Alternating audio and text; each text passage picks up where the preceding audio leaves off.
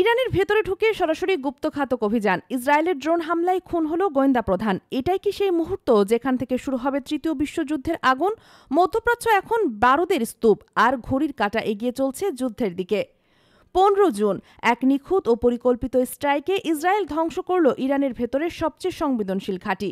নিহত হলেন Islamic revolutionary guard corps বা IRGCর গোয়েন্দা প্রধান ব্রিগেডিয়ার জেনারেল মোহাম্মদ কাজেমি।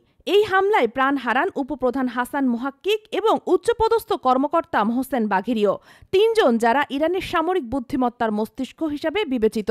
এই হত্যাকাণ্ড ছিল কোনো সাধারণ সামরিক হামলা নয়, এ ছিল তেহরানের বুক চিরে ঢুকে রক্ত ঝরানোর স্পষ্ট বার্তা।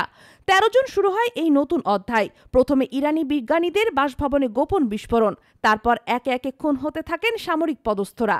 এই স্ট্রাইকের কথা প্রথম প্রকাশ্যে আনেন ইসরায়েলের প্রধানমন্ত্রী নেতানিয়াহু নিজেই। ফক্স নিউজকে দেওয়া সাক্ষাৎকারে তিনি ঘোষণা করেন, ইসরায়েল সফলভাবে নাতানস পারমাণবিক স্থাপনায় আঘাত এনেছে।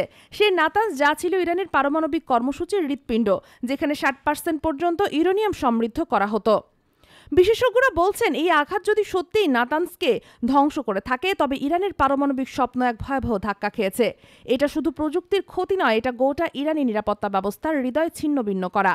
তবে এখনও ইরান পাল্টা কোনো বড় সামরিক জবাব দেয়নি। তারা এটিকে বলছে সার্বভৌমত্বের লঙ্ঘন এবং সরাসরি সন্ত্রাস। তেহরান হুঁশিয়ারি দিয়েছে, জবাব হবে তীব্র ভয়াবহ। প্রশ্ন একটাই, এই জবাব আসবে কবে আর কতটা ভয়াবহ হবে সেটা। একটি গুপ্তঘাতক ড্রোন কি জ্বালিয়ে দিতে চলেছে নতুন এক যুদ্ধের আগুন? মধ্যপ্রাচ্যের শান্তি কি এবার ভেঙে পড়বে বিশৃঙ্খলার গহ্বরে? আর ইরান কি পারবে শত্রুর ঘাট ধরে দাঁতভাঙা জবাব দিতে? এই উত্তেজনার শেষ কোথায় কেউ জানে না। আপনি কি ভাবছেন, এই হত্যাকাণ্ড কি যুদ্ধ ডেকে আনবে? কমেন্টে জানান আপনার মতামত। সত্য জানতে, ট্রেন্ড বুঝতে ও ঘটনার গভীরে যেতে সাবস্ক্রাইব করুন এখনই। জানার আছে অনেক কিছু, আপনার জানা আমাদের কণ্ঠে।